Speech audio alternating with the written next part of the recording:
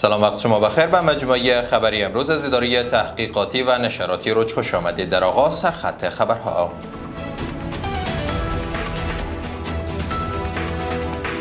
بهره برداری از پروژه تاپی تا 2 ماه دیگر،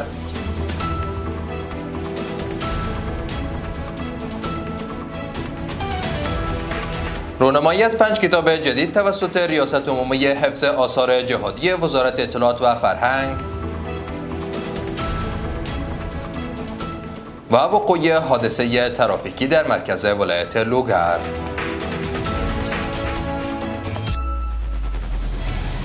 امروز پنجشنبه 5 ماه سنبله سال 1405 خورشیدی. در ادامه مشروع خبرها: شیخ نوراحمد اسلامجار والی هرات میگوید که کار پروژه خط لوله گاز تاپی در این ولایت تا 2 ماه دیگر به بهره برداری سپرده می شود.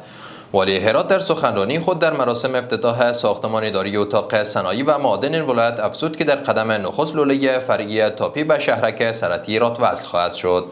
وی از مردم و کارخانه‌داران شهرک صنعتی هرات خواست که برای استفاده از گاز تاپی آمادگی لوله کشی را داشته باشند. ریاست عمومی حفظ آثار جهادی وزارت اطلاعات و فرهنگ وبسایت این ریاست را افتتاح و از 5 عنوان کتاب تازه چاپ شده نیز رونمایی کرد.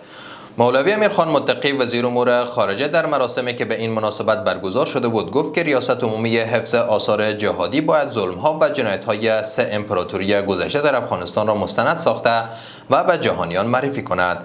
همچنین مفتی محمد طاهر احمد رئیس عمومی حفظ آثار جهادی گفت که علاوه بر مرکز، روند ایجاد موزیم‌ها در 7 زون کشور نیز جریان دارد.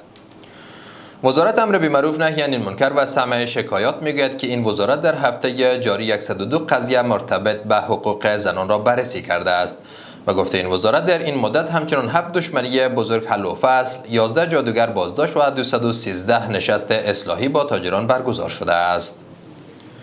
و در خبر آخر، در پی وقوع یک رویداد ترافیکی در منطقه گنبزی از مربوطات پل‌علم مرکز ولایت لوگر 3 عضو خانواده شهید و 3 نفر دیگر زخمی شدند. مسئولان علت وقوع این رویداد را سرعت بالای موتور عنوان کردند. جهان سپاس از توجه و همراهیتان. برای تازه‌ترین های افغانستان، منطقه و جهان ما را در شبکه‌های اجتماعی دنبال نمایید.